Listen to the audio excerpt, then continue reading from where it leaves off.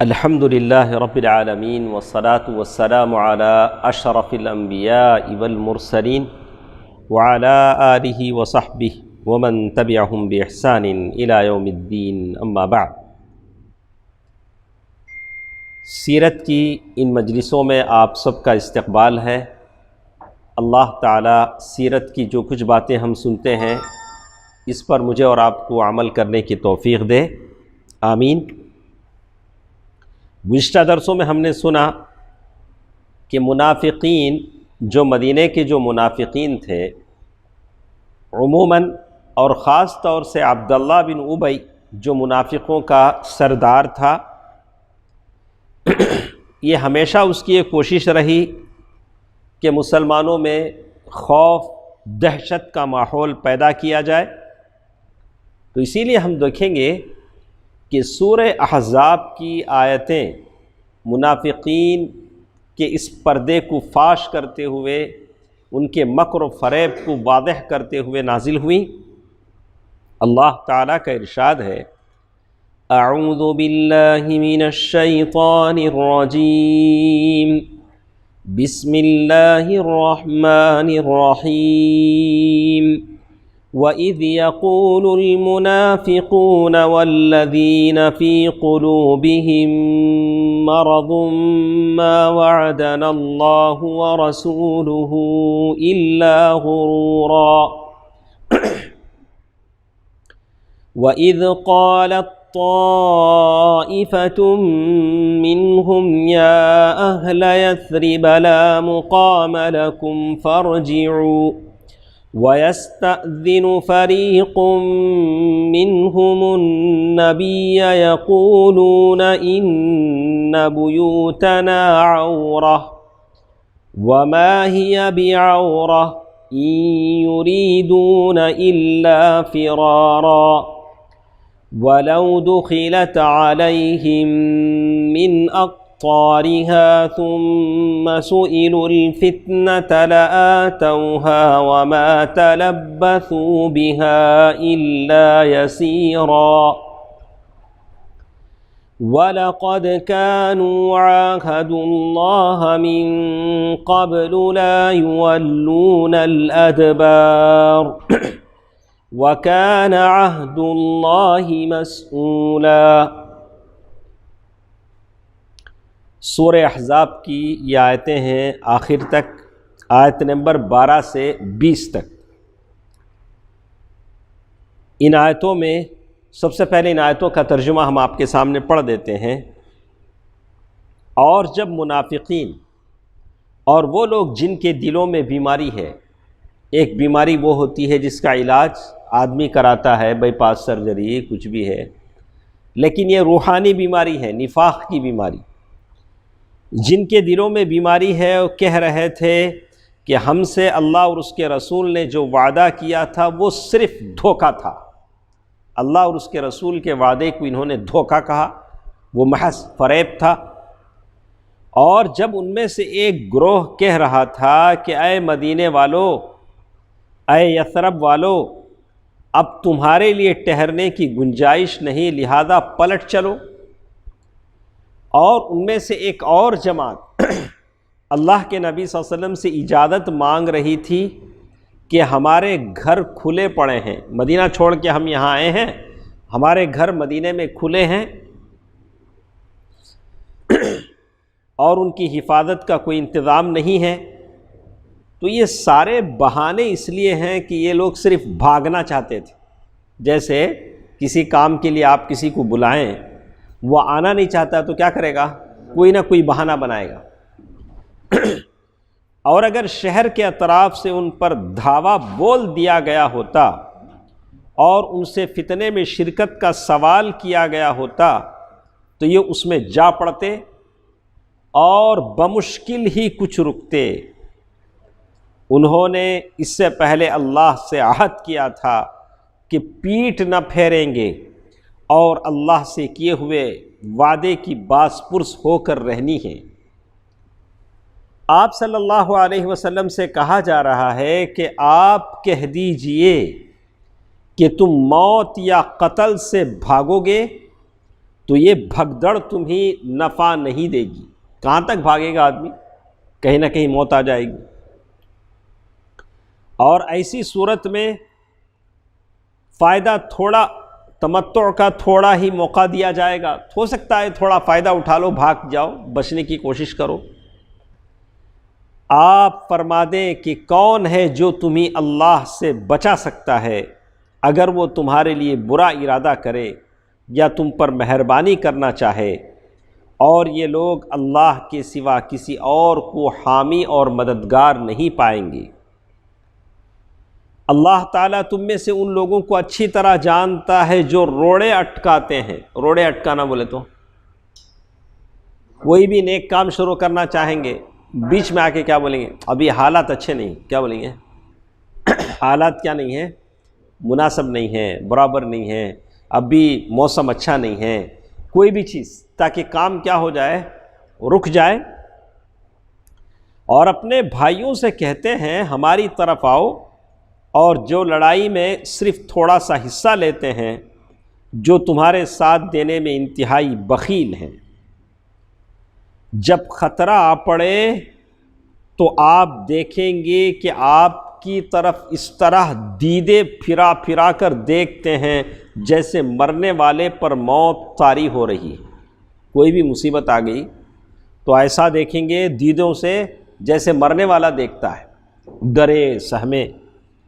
اور جب خطرہ ٹل جائے تو مال و دولت کی حرص میں تمہارا استقبال تیزی کے ساتھ چھلتی ہوئی زبانوں سے کرتے ہیں۔ جب خطرہ ٹل جائے تو بولیں گے جنگ میں ہمیں بھی ساتھ تھے، ہم نہ بھی مال غنیمت کیا کرو دو۔ جب خطرہ آ جائے تو ایسے جیسے سکرات کی حالت میں۔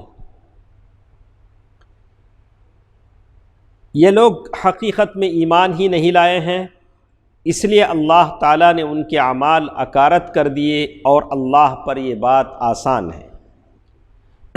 یہ سمجھتے ہیں کہ حملہ کرنے والے گروہ ابھی گئے نہیں ہیں، اور اگر وہ پھر پلٹ کر آ جائیں تو یہ چاہیں گے کہ بدوؤں کے درمیان بیٹھے تمہاری خبر پوچھتے رہیں، اور اگر یہ تمہارے درمیان رہیں بھی تو کم ہی لڑائی میں حصہ لیں گے۔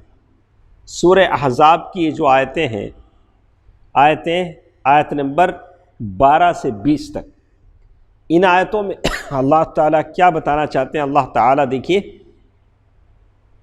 منافقین کا انداز فکر کیا ہے، منافق کیسے سوچتے ہیں، ان کا طرز عمل کیا ہے، ان کے عمل کیسے ہیں، نفسیات، ان کی طبیعتیں کیسی ہیں۔ منافق کی طبیعت الگ رہتی ہے، ایک عام مسلمان کی طبیعت الگ رہتی ہے۔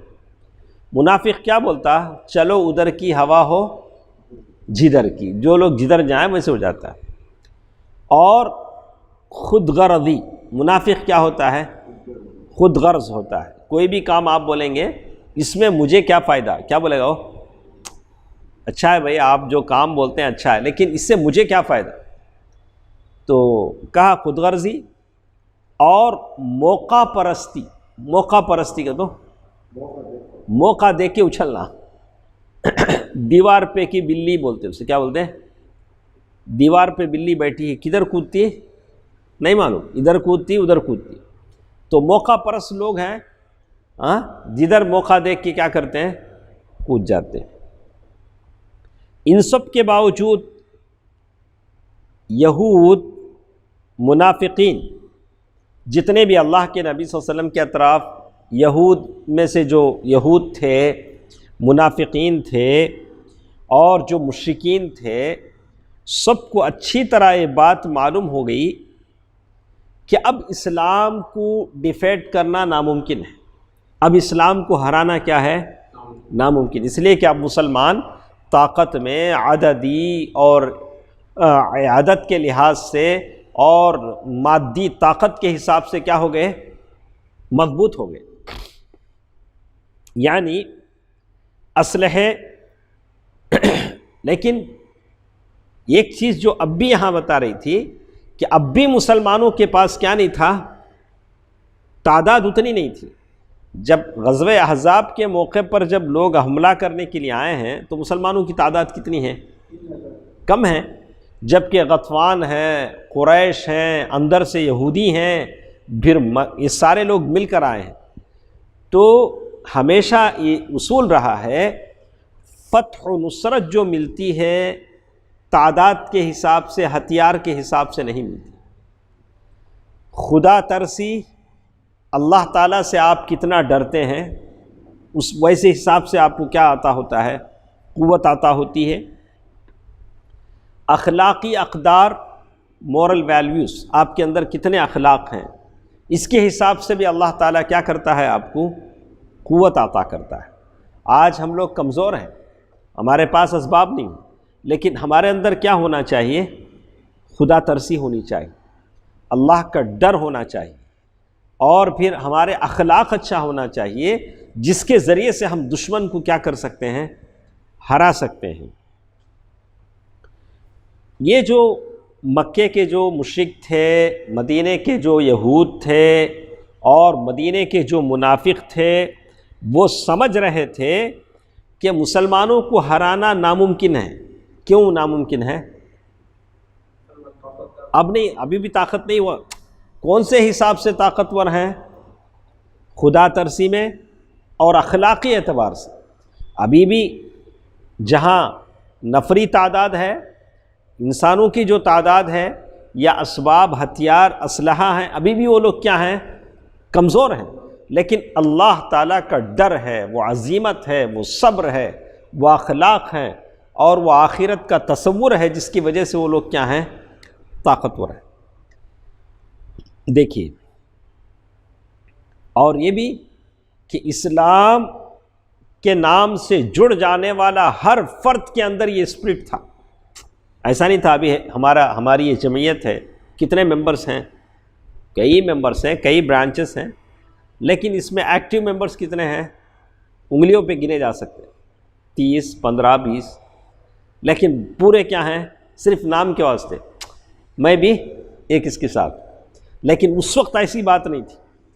جو بھی مسلمان تھا اس کے اندر یہ حوصلہ تھا، یہ ایمان تھا، یہ عزیمت تھی، کہ اسی لیے کہتے ہیں، اور یہ ساری تربیت جو انہوں نے لی تھی صحابہ، کس سے؟ سرچشمہ کون تھے؟ اللہ کے نبی صلی اللہ علیہ وسلم۔ اور آپ کے اخلاق، وَإِنَّكَ لَعَلَىٰ خُلُقٍ عَظِيمٍ، آپ بلند اخلاق پر فائز تھے۔ تو معلوم یہ ہوتا ہے کہ آج ہو سکتا ہے ہمارے درمیان اللہ کے نبی صلی اللہ علیہ وسلم کی ذات اقدس نہیں ہے، لیکن یہ جو باتیں ہم پڑھ رہے ہیں، احادیث نبویہ جو ہم سنتے ہیں، گویا ایسا ہونا چاہیے کہ اللہ کے نبی صلی اللہ علیہ وسلم کے شب و روز کو ہم دیکھ رہے ہیں، تو ہمارے اندر بھی وہ طاقت، عزیمت، حوصلہ، استقلال، ثبات قدمی، وہ قوت ہمارے اندر بھی کیا ہو سکتی ہے؟ پیدا ہو سکتی ہے، جب کہ ہم اللہ کے نبی صلی اللہ علیہ وسلم سے اپنے رشتے کو کیا کریں؟ جوڑ دیں۔ اللہ کے نبی صلی اللہ علیہ وسلم سے کیا کریں؟ اپنے رشتے کو جوڑ دیں۔ اسی طرح یہ جو اسلام دشمن، سمجھ میں آیا پورا جو پیراگراف ہے؟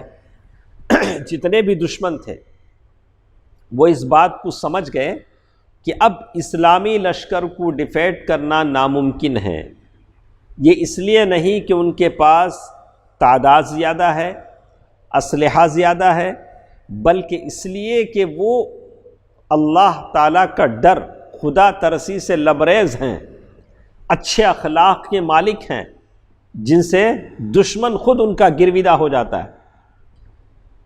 اسی طرح یہ جو اسلام دشمن طاقتیں تھیں، تقریباً مدینہ آنے کے بعد 4-5 سال تک تو جنگیں ہوتی رہیں، جنگ بدر، جنگ احد، بہت سارے غزوے ہوئے، سریات ہوئے، تو لیکن دشمنوں کی سمجھ میں یہ بات آ گئی کہ اس دین کے ماننے والوں کو اسلحے کی بنیاد پر ہرانا ناممکن ہے۔ دشمنوں کی سمجھ میں کیا آ گیا؟ اسلام کے ماننے والوں کو کس بنیاد پر شکست نہیں دے سکتے ہیں؟ اسلحے کی بنیاد پر۔ اب انہوں نے ایک منصوبہ بنایا. بالکل یہی منصوبہ آج بھی ہو رہا ہے. پوری دنیا میں آپ جان لیں کہ اسلام کو بدنام کرنے کا ایک پوری دنیا جو مغربی دنیا ہے وہ چاہتی ہے کہ اسلام کو بدنام کرے. خود فلمی دنیا ہے جس میں ہمیشہ ولن کیا ہوتا ہے؟ مسلمان ہی ہوتا. ہاں، اچھے اخلاق پیش کرنے والا کیا ہوگا؟ دوسرے قوم کا رہے گا. لیکن چورا، ڈکیتی، زنا، لوٹ مار کرنے والا کون رہے گا؟ مسلمان. اب اسے مسلمان بنانے کے لیے کیا کرنا؟ یا ایک موٹی تعویذ بندالنا. کیا کرتے زیادہ سے زیادہ مسلمان بتانے کے لیے؟ آپ کوئی بھی ایک سیریل اٹھا لیں، کوئی بھی ایک فلم اٹھا لیں. ہم مانتے ہیں کہ ہمارے گھروں میں ٹی وی نہیں ہے، ہم لوگ سنیما ہال نہیں جاتے ہیں، یہ چیزیں حرام ہیں. لیکن عام مسلمانوں کو جو یہ بتایا جا رہا ہے، گھر گھر میں یہی کچھ بتایا جاتا ہے کہ مسلمان سفاک ہیں، ظالم ہیں، بدخلق ہیں، شرابی ہیں، زانی ہیں، ایسا سب کچھ کرتے ہیں. لیکن ان پر پکڑ دھکڑ کرنے والا کوئی نہیں ہے. تو زیادہ سے زیادہ مسلمان بتانے کے لیے کیا کریں گے؟ ایک لال رومال سر پہ ڈال دیں گے، سعودی کا رومال. ہاں، تو اس سے معلوم ہوتا ہے کہ مسلمان ہے. تو بالکل وہ زمانے کے جو دشمن تھے انہوں نے کہا کہ اب اس قوم کو ہتھیار کے بلبوتے پر، اسلحے کے بلبوتے پر ہرایا نہیں جا سکتا، تو ان کی شبیہ مسخ کر دی جائے، ان کا نام کیا ہو جائے؟ ان کے نام پر قدغن لگایا جائے، ان کے نام کو بدنام کیا جائے کہ اسلام کے اصول ایسے ظالمانہ ہیں جیسے آج پورا یورپ روتا ہے. اگر ایک گیس چیمبروں میں ڈال کر انگنت لوگوں کو مار دیں، زندہ جلا دیں، کوئی پوچھنے والا نہیں. ایک آدمی کسی کو قتل کرتا ہے، قصاص کے طور پر اس کی گردن نکالی جاتی ہے تو سارا یورپ روتا ہے. کسی کے ہاتھ کاٹا جاتا ہے تو سارا یورپ روتا ہے، چاہے وہ ایشیا واچ ہو، چاہے وہ عالمی انسانی کی تنظیمیں ہوں یا جو بھی ہوں، یہ سارے کے سارے کیا کرتے ہیں؟ وہی قاتل، وہی منصف، وہی شاہد، میرے اقربا کرے میرے قتل کا دعویٰ کس پر؟ کیا کہتے ہیں سنا بھائی؟ وہی قاتل کون؟ انوج. وہی منصف، جج کون؟ وہی شاہد، وٹنس کون؟ انوج. میرے اقربا کریں میرے قتل کا دعویٰ کس پر؟ میرے قتل کا دعویٰ ابھی کس پر چلے گا؟ جبکہ قتل کرنے والے وہ ہیں، فیصلے کرنے والے وہ ہیں، گواہ دینے والے وہ ہیں. بالکل یہی حالت آج ہماری. تو وہ زمانے بھی ان لوگوں نے کہا کہ اب مسلمانوں کو ہرانا ناممکن ہے، تو ایسا کرتے ہیں کہ اسلام کی شبیہ کو بگاڑ دیتے ہیں. شبیہ کے معنی امیج، اسلام کے امیج کو کیا کرتے ہیں؟ بگاڑ دیتے ہیں. طرح طرح سے انہوں نے. تو اب پہلے وسیع پیمانے پر انہوں نے کام شروع کیا. کہاں ہم جیسے کہتے ہیں، اب جیسے ہم لوگ نصابی کتابوں میں پڑھتے ہیں، جو سلیبس کی کتابیں ہیں، اسکول میں 2 بچے پڑھتے ہیں، اس میں ایک بچے کے اخلاق اچھے نہیں ہیں، وہ چوتے ارے کس لیے تمہارے اخلاق؟ اس لیے کہ گوشت کھاتے ہیں، اس لیے ان کے اخلاق کیا نہیں ہے؟ گوشت کھانے کو اخلاق کو کوئی تعلق ہے؟ صرف اس طرح کا ایک پروپیگنڈا مسلمانوں کے تعلق سے. مسلمان محنت کی روٹی کھاتا ہے، ہو سکتا ہے کہ اچھا نہیں پڑھتا ہو، لیکن تمہاری بائک سے لے کر، تمہاری سائیکل سے لے کر، تمہاری کار تک کا میکینک کون ہے؟ وہی مسلمان ہے. وہ ساری محنتیں کرتے ہیں، ساری محنت کی روٹی کھاتے ہیں، عزت کی روٹی کھاتے ہیں. تو یہاں یہ بتایا گیا کہ انہوں نے اب کیا کام شروع کیا دشمنوں نے؟ اکرم بھائی، نام بگاڑنا. مجھے معلوم ہے کہ اکرم بھائی کا میں کچھ نہیں کر سکتا، کم از کم کیا کر سکتا ہوں؟ ان کے نام کو کیا کر سکتا ہوں؟ امیج بگاڑ سکتا ہوں. تو اب سب سے پہلا ان کا نشانہ ٹارگٹ تھا اللہ کے نبی صلی اللہ علیہ وسلم. کہاں سے انہوں نے شروع کیا؟ اللہ کے نبی صلی اللہ علیہ وسلم سے. تو منافقین مسلمانوں ہی کے ساتھ مدینے میں رہتے تھے، مسلمانوں کے ساتھ ملتے جلتے تھے، اٹھتے بیٹھتے تھے، ہم مشرب تھے. ساتھ چائے ساتھ پیتے پلاتے بیٹھتے کھاتے پیتے ہنستے سارے، اور ان کے احساسات کو کسی بھی مناسب موقع پر بآسانی بھڑکا سکتے تھے۔ کوئی بھی ایک بات بول کے آپس میں ایک دوسرے کو کیا کر سکتے تھے، اس لیے کہ ابھی نئی نئی بات تھی، اوس اور خزرج کئی جنگیں لڑ کر آپس میں ایک ہوئے تھے، اللہ کے نبی صلی اللہ علیہ وسلم نے باہمی اخوت کروائی تھی، بھائی چارگی کروائی تھی، تو منافقین کی کوشش تھی چونکہ ان لوگوں کے ساتھ اٹھتے بیٹھتے تھے تو کسی بھی طریقے سے ان کو پھر سے لڑا دیا جائے۔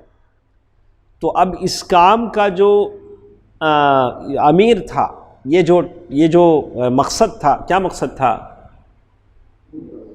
ایک مقصد یہ تھا کہ اسلام کو بگاڑا جائے، مسلمان اسلام لا کر اوس اور خزرج دوسرے لوگ جیسے آپس میں مل گئے ہیں، دوبارہ ان میں کیا کیا جائے، دشمنی پھوٹ ڈالی جائے، لڑایا جائے۔ تو اس کے لیے سب سے پہلا جو اس کا بیڑا جس نے اٹھایا، عبداللہ بن ابی۔ کون؟ سردار، وہی نہ کرے گا، کل اناء تقطر بما فی، کیا کرم، یہ عربی میں مثل ہے، اچھا سن لیجئے، کل اناء تقطر بما فی، ہر برتن سے وہی ٹپکتا ہے جو برتن میں ہوتا ہے۔ وہ منافقوں کا سردار ہے، وہ عطر تھوڑے ہی بیچے گا، وہ کیا بیچے گا اس کے پاس جو ہے وہی بیچے گا۔ دودھ کے برتن سے دودھ ٹپکتا ہے، شراب کے برتن سے شراب ٹپکتا ہے۔ جس کی فطرت اور خباثت جیسے ہوتی ہے ویسے خبیث خباثت کو جنم دیتا ہے۔ ان کا یہ پروگرام پہلے کہاں کھل کر سامنے آیا، دیکھیے کیسے سامنے آیا۔ کہتے ہیں زید بن حارثہ رضی اللہ عنہ اللہ کے نبی صلی اللہ علیہ وسلم کے متبنہ ہیں، لے پالک بیٹا ہیں۔ کون؟ ان کے بیٹے کون ہیں؟ مجھے معلوم تھا وہ جواب، اسی لیے میں نے اسامہ بن زید رضی اللہ۔ بیوی کون ہے؟ ام ایمن رضی اللہ۔ چلو فائدہ ہو رہا ہے ماشاءاللہ، ام ایمن رضی اللہ تعالیٰ عنہ۔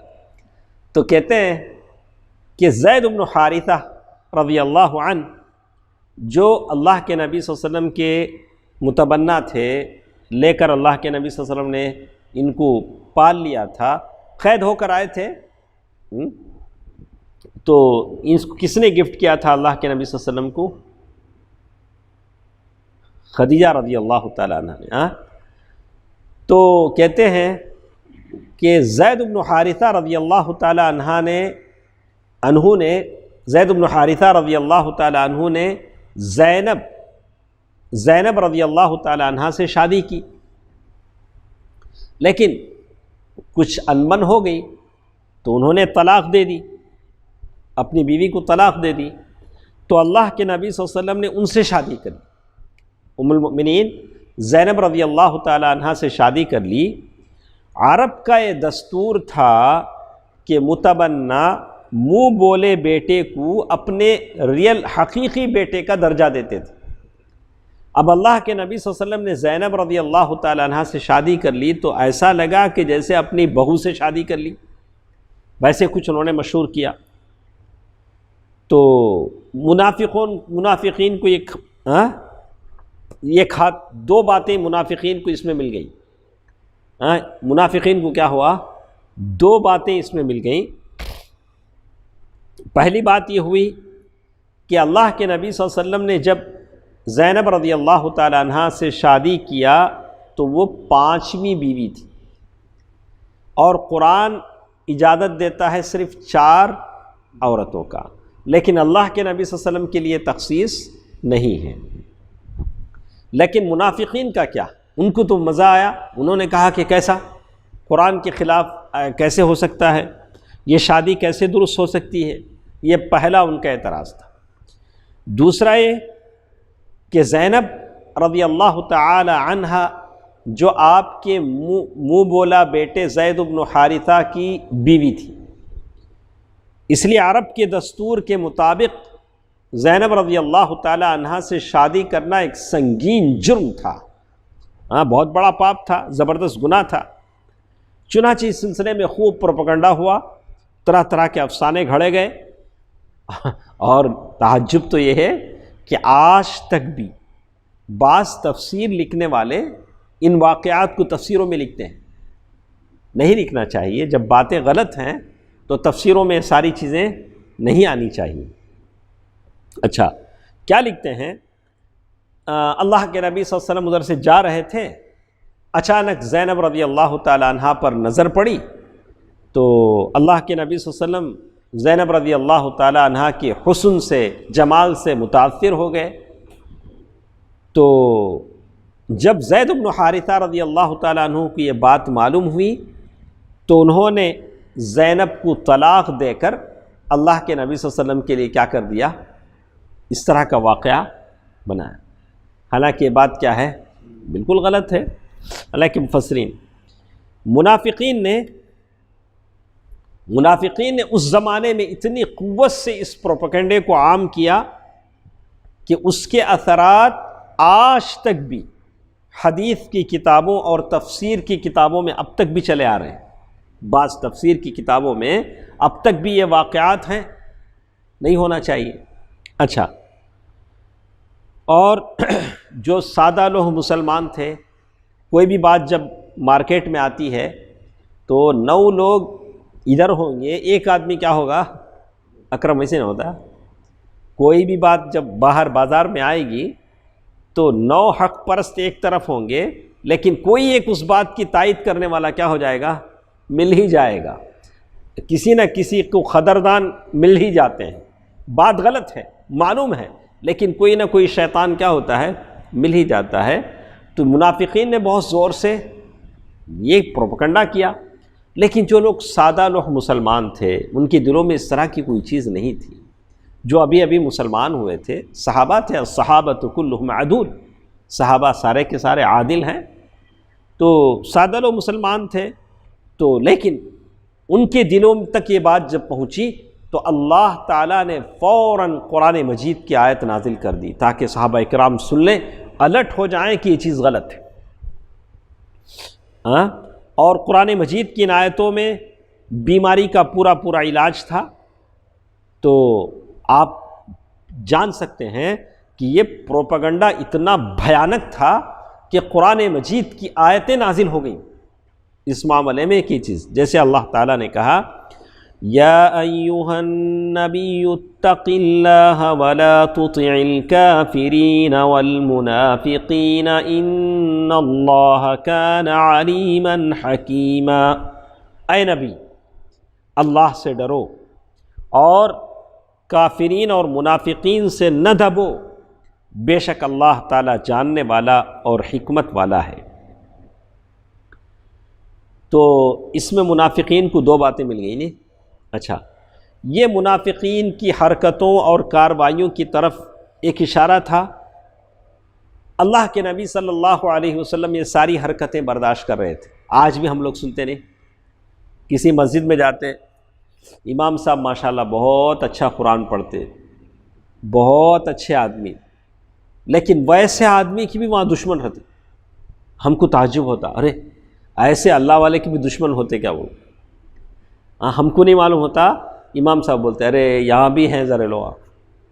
تو ایسا ہر اچھے آدمی کی آزمائش اللہ تعالیٰ کیا کرتے ہیں؟ وَجَعَلْنَا بَعْضَكُمْ لِبَعْضٍ فِتْنَةً، ہم نے بعض کو بعض کے لیے کیا بنا دیا ہے؟ آزمائش بنا دیا ہے۔ ایسا نہیں ہے کہ میں خوش ہوں تو سارے مجھ سے خوش ہیں، اس میں سے ایک آدھ کیا ہوں گے؟ غلط بھی نکل جاتے ہیں۔ تو کہتے ہیں اللہ کے نبی صلی اللہ علیہ وسلم یہ ساری حرکتیں صبر اور نرمی اور تلطف کے ساتھ برداشت کر رہے تھے۔ اللہ کے نبی صلی اللہ علیہ وسلم بڑی نرمی کے ساتھ برداشت کر رہے ہیں، اور عام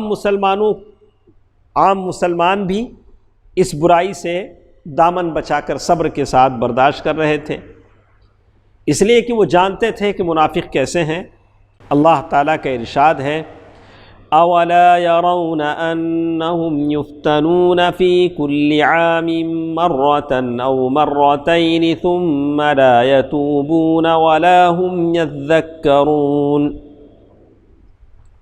وہ دیکھتے نہیں کہ انہیں ہر سال ایک بار یا دو بار فتنے میں ڈالا جاتا ہے، پھر وہ نہ تو توبہ کرتے ہیں نہ نصیحت پکڑتے ہیں۔ یا تو تھی بات منافقین کی۔ اسی طرح اس سے پہلے ہم لوگ ایک جنگ کے بارے میں پڑھے ہیں، غزوہ بنو المصطلق، نہیں نام یاد نہیں آتا آپ کو اسی لیے میں خود بولوں، غزوہ بنو المصطلق، اور ایک نام کیا تھا شعیب اس کا؟ غزوہ مریسیہ۔ وہ ایک کنواں ہے، ایک جگہ کا نام ہے۔ تو وہاں بھی اس طرح کا ایک واقعہ پیش آیا، اس لیے کہ پہلی بار کچھ منافق وہاں ساتھ ہو گئے تھے جو کبھی نہیں آئے تھے۔ اللہ تعالیٰ نے آیت نازل فرمائی، لو خرجوا فیکم ما زادوکم الا خبالا ولأوضعوا خلالکم یبغونکم الفتنہ، اگر وہ تمہارے اندر نکلتے تو تمہیں مزید فساد ہی سے دوچار کرتے۔ اگر یہ منافقین تمہارے ساتھ آئے بھی تو کیا کریں گے؟ کلائیں گے، فساد مچائیں گے، اور فتنے کی تلاش میں تمہارے اندر تگ و دو کرتے۔ اچھا، اب یہ جو غزوہ ہے، غزوہ بنو المصطلق، اس میں کیا ہوا گزشتہ درسوں میں ہم نے سنا۔ کچھ نے کہا کہ اس غزوے میں کافروں سے آمنا سامنا ہوا، لیکن ابن قیم رحمہ اللہ نے کہا کہ نہیں، یہ وہم ہے، اس غزوے میں کچھ آمنا سامنا نہیں ہوا۔ لیکن اس غزوے میں انہیں دل کی بھڑاس نکالنے کے دو چانس ملے۔ کسے؟ منافقین۔ پہلے کتنے چانس ملے تھے زید بن حارثہ کے معاملے میں؟ دو، اب پھر دو۔ جو آدمی برائی، شر و فساد تلاشتا ہے اس کو ملتا ہی رہتا ہے۔ تو اس جنگ میں بھی ایسے ہی ہوا، جس سے اب اس لیے کہ منافقین کی کوشش تھی کہ کیسے بھی کر کے مسلمانوں کی صف میں دراڑ پیدا کر دی جائے، مسلمانوں کو لڑا دیا جائے، مسلمانوں میں شر و فساد برپا کیا جائے۔ اسی لیے آج ہم کبھی بولتے ہیں کہ ہندوستان میں مسلمان کتنے ہیں، کتنے پرسنٹیج ہیں؟ تو لوگ ہنستے ہیں، جو خاص کر ہمارے تمل ناڈو کا ایک ہے راجیہ سبھا کا ممبر ہے، وہ تو ہنستا ہے، بولتا ہے کہ کیسے باتیں کرتے ہیں آپ، کہاں ہیں مسلمان اتنے؟ وہ کیا کرتا ہے؟ بانٹتا ہے، مذاہب میں، مسالک میں بانٹتا ہے۔ کیسے اتنے پرسنٹ ہوں گے؟ آپ گن لیجئے نا، وہ مسلک کے کتنے ہیں، یہ مسلک کے کتنے ہیں، شیعہ کتنے ہیں، سنی کتنے ہیں، ڈویژن الگ الگ الگ الگ، اب بتائیے کتنے ہیں مسلمان۔ لیکن اسلام اس کے لیے نہیں آیا تھا۔ اسلام بتاتا ہے کہ اس مسلمان سب کے سب کیا ہیں؟ ایک ہے۔ مسلمانوں میں اس طرح کی کوئی یہ اونچ نیچ اور اس طرح کی تفرقہ بازی مسلمانوں کے اندر نہیں ہے۔ مسلمانوں نے کہا فتفشلوا، اگر تم ایسے ٹکڑوں میں بٹو گے تو ناکام و نامراد ہو جاؤ گے، ہار جاؤ گے، شکست کھا جاؤ گے، فتفشلوا، تم کمزور ہو جاؤ۔ تو بس یہی کوشش منافقین کی بھی تھی۔ تو انہوں نے اللہ کے نبی صلی اللہ علیہ وسلم اور کے خلاف بدترین پروپیگنڈا شروع کیا۔ یہ دیکھیے، پہلی بات، اس غزوہ بنو المصطلق اور غزوہ مریسیہ میں کتنی باتیں ہیں؟ دو چانس ان کو ملے۔ پہلے اس میں دو چانس، تو ایک بات ہم سن لیتے ہیں، ہمارے پاس اور ٹائم ہے انشاءاللہ۔ نہیں میں نے اسٹاپ واچ لگایا وہ ادھر۔ تو کہتے ہیں کہ مدینہ سے ذلیل ترین آدمی کو نکالنے کی بات، کیا بولیں لوگ؟ مدینے جب ہم لوگ جس جنگ سے واپس جائیں گے، واپس جاتے ہوئے مدینے میں جو ذلیل آدمی ہے اسے مدینے میں ہم اندر آنے نہیں دیں گے۔ سبحان اللہ، العیاذ باللہ۔ اس سے مراد ان کی کیا تھی؟ اللہ کے نبی صلی اللہ علیہ وسلم کو بول رہے تھے۔ اللہ کے نبی صلی اللہ علیہ وسلم جنہوں نے کہا انا سید ولد آدم ولا فخر، میں آدم کے بیٹوں کا سردار ہوں، اس میں کیا نہیں ہے؟ فخر کی بات نہیں ہے۔ تو ویسے آدمی کے تعلق سے ان کا یہ تھا۔ رسول اللہ صلی اللہ علیہ وسلم جب غزوہ بنو المصطلق کی وہ یہ ختم ہوئی تو وہاں ایک پانی کا چشمہ تھا، چشمہ بولے تو فاؤنٹین، پانی جہاں سے آتا ہے، مریسیہ، اس کا نام، اس چشمے کا نام کیا ہے؟ مریسیہ۔ تو اللہ کے نبی صلی اللہ علیہ وسلم وہاں قیام فرما تھے. کچھ لوگ پانی لینے کے لیے گئے، پانی کا چشمہ ہوتا تھا، انہی میں حضرت عمر رضی اللہ تعالی عنہ کا ایک لیبر تھا، مزدور تھا، جس کا نام جہجہ غفاری تھا. اس کا نام کیا تھا؟ جہجہ غفاری. یہ حضرت عمر رضی اللہ تعالی عنہ کا خادم ہے، لیبر ہے. بولے پانی پر ایک اور شخص سنان ابن وبر جوہنی، وہاں کیا ہو گیا؟ دونوں کی ٹکر ہو گئی. پہلے میں لوں گا، پہلے تو لے گا، اور دونوں لڑ پڑے. عمر رضی اللہ تعالی عنہ مہاجرین میں سے ہیں. پہلے وہاں جو آدمی تھا سنان ابن دبر جوہنی، وہ جوہنی، وہ کیا تھا؟ انصار میں سے ہے. تو جیسے ہی وہاں لڑائی ہوئی، اس نے فوراً کہا یا معشر الانصار. کسے دہائی دیا اس نے؟ اب ہر قبیلہ کیا کرے گا؟ اپنے قبیلے والوں کو بلائے گا. انصار کو بلایا، انصار کے لوگوں مدد کو پہنچو، میری اس مہاجر کے نوکر سے لڑائی ہو گئی. اور جہجہ غفاری انہوں نے آواز دی یا معشر المہاجرین، مہاجرین مدد کو آؤ. اللہ کے نبی صلی اللہ علیہ وسلم کو معلوم ہوا. اللہ کے نبی صلی اللہ علیہ وسلم فوراً وہاں تشریف لے گئے اور جا کر کہا کہ اللہ میں تمہارے اندر موجود ہوں اور تم جاہلیت کی پکار رہے ہو. یہ کیا نعرے لگا رہے ہو انصار اور مہاجرین کی؟ اسے چھوڑ دو، یہ بدبودار ہے. یہ نعرے کیا ہیں؟ بدبودار نعرے ہیں. یہ جماعتوں کے، مسلکوں کے، یہ دھڑوں کے، یہ قبائل کے، یہ نعرے سب کیا ہیں؟ بدبودار نعرے. اب یہ واقعہ کسے معلوم ہوا؟ عبداللہ بن ابی. اللہ کے نبی صلی اللہ علیہ وسلم فوراً وہاں گئے، معاملے کو رفع دفع کر دیا. اب وہ معاملہ اڑتے اڑتے ان کے گرو کے پاس گیا، عبداللہ بن ابی جو سارے معاملے کو ہینڈل کرتا ہے. تو غصے سے بھڑک اٹھا اور بولا کیا ان لوگوں نے ایسی حرکت کی ہے؟ یہ ہمارے علاقے میں آ کر، مدینے میں بس کر ہمارے اپوزیشن ہو گئے ہیں، ہمارے مد مقابل ہو گئے ہیں. تو پھر اس نے ایک ایگزامپل دیا. شعیب صاحب سنیے، اللہ کی قسم ہماری اور ان کی حالت پر وہی ایگزامپل فٹ ہوتی ہے، وہی مثال فٹ ہوتی ہے جو پہلے لوگوں نے کہا ہے کہ اپنے کتے کو پال پوس کر موٹا کرو تاکہ وہ تمہیں پھاڑ کھائے. کیا بولا عبداللہ بن ابی؟ ہمارا جو کتا ہے اسے ہم لوگ پال پوس کر بڑا کرتے ہیں، وہ بڑا ہو کر کیا کرتا ہے؟ ہم کو پھاڑ کر کھاتا ہے. سنو پھر اس نے، عبداللہ بن ابی نے کیا کہا؟ اللہ کی قسم اگر ہم مدینہ واپس ہوئے، اب یہاں سے ہم جب مدینہ واپس جائیں گے تو ہم میں کا معزز ترین آدمی، ذلیل ترین آدمی کو نکال باہر کرے گا. تو معزز ترین آدمی اس کے حساب سے کون تھا؟ وہی عبداللہ بن ابی. ذلیل ترین آدمی کیا لیتا تھا؟ اس کی خباثت اللہ بہتر جانتے ہیں. تو پھر حاضرین کی طرف متوجہ ہو کر بولا، جو لوگ اس کے ساتھ تھے، یہ مصیبت تم نے خود مول لی ہے. یہ جو پرابلم ہوا ہے تمہاری وجہ سے ہوا ہے، اس لیے کہ تم نے انہیں اپنے شہر میں اتارا، مدینے میں ان کا استقبال کیا اور اپنے اموال بانٹ کر دیے. جیسے صحابہ نے جب بھائی چارہ ہوا تو صحابہ نے کہا کہ دیکھو میرے 2 باغیچے ہیں، ایک باغیچہ تم لے لو، میری اتنی بیویاں ہیں، جو پسند آئے کہہ لو، میں طلاق دے دیتا ہوں، عدت کے بعد تم شادی کر لینا. میرے 2 گھر ہیں، کوئی سی ایک گھر کو تم لے لو.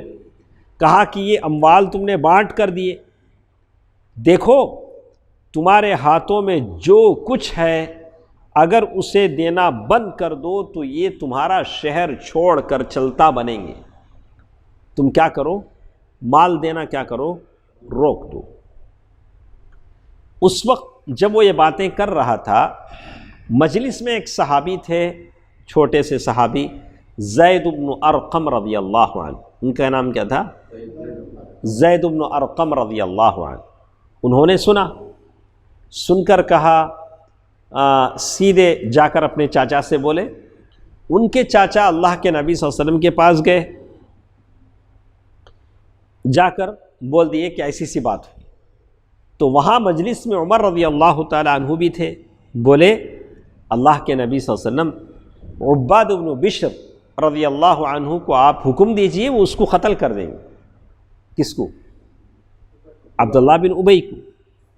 آپ صلی اللہ علیہ وسلم نے فرمایا کہ عمر یہ کیسے مناسب رہے گا؟ لوگ کہیں گے کہ محمد صلی اللہ علیہ وسلم اپنے ساتھیوں کو قتل کر رہا ہے. اس کے بعد یہ بہت اچھی بات ہے، انشاءاللہ کل کے درس میں ہم سنیں گے کیسے اللہ کے نبی صلی اللہ علیہ وسلم نے اس فتنے کو دبایا، کیسے اللہ کے نبی صلی اللہ علیہ وسلم نے منصوبہ بندی کی جو آج کے لحاظ سے ضروری ہے. اور اس سے یہ بھی سمجھ میں آتا ہے کہ کبھی بھی ہم اپنے آپ کو کسی اچھے کام میں بزی رکھیں گے. ایمٹی مائنڈ، خالی ذہن کیا ہوتا ہے؟ ورکشاپ. شیطان کا ورکشاپ ہوتا ہے. لیکن اللہ کے نبی صلی اللہ علیہ وسلم نے اتنا سوچنے، ایسا بیٹھ کے باتیں کرنے کا موقع نہیں دیا. وہاں سے جب یہ چیزیں ہو گئیں تو کیسے اللہ کے نبی صلی اللہ علیہ وسلم نے منصوبہ بندی کی، کہا کہ فوراً یہاں سے کوچ کرو، جگہ چھوڑو. کدھر چلو؟ کدھر چلو؟ مدینے کی طرف چلو. اور چلتے رہے چلتے رہے چلتے رہے، اور وہ کوچ کرنے کا وقت نہیں تھا. ٹائم بدل کر اللہ کے نبی صلی اللہ علیہ وسلم نے کوچ کیا. اور چلتے چلتے صحابہ تھک گئے، بولنے لگے اللہ کے نبی بس کریں، یہاں پڑاؤ ڈال دیں. بولا کہ نہیں، چلو چلو چلو. جب چلتے چلتے اتنا تھک گئے، سارے تھک کر کیا ہے سو گئے. اب آپس میں مل کے بیٹھ کے اس معاملے کو لے کر ڈسکس کرنے کا کیا نہیں ملا؟ ٹائم نہیں ملا، موقع نہیں ملا. اللہ کے نبی صلی اللہ علیہ وسلم یہی چاہتے تھے کہ آپس میں لوگوں کو اتنا ٹائم نہیں ملے کہ لوگ کیا کریں، آپس میں باتیں کریں، اس معاملے پر ایک دوسرے کو کچھ کہیں سنیں. اللہ کے نبی صلی اللہ علیہ وسلم یہ نہیں چاہتے تھے. تو اس کی کچھ باتیں ہمارے پاس ہیں، انشاءاللہ کل کے درس میں ہم سنیں گے. اللہ تبارک و تعالی بہتر بات سننے اور عمل کرنے کی توفیق دے. آمین. والسلام علیکم ورحمۃ اللہ وبرکاتہ.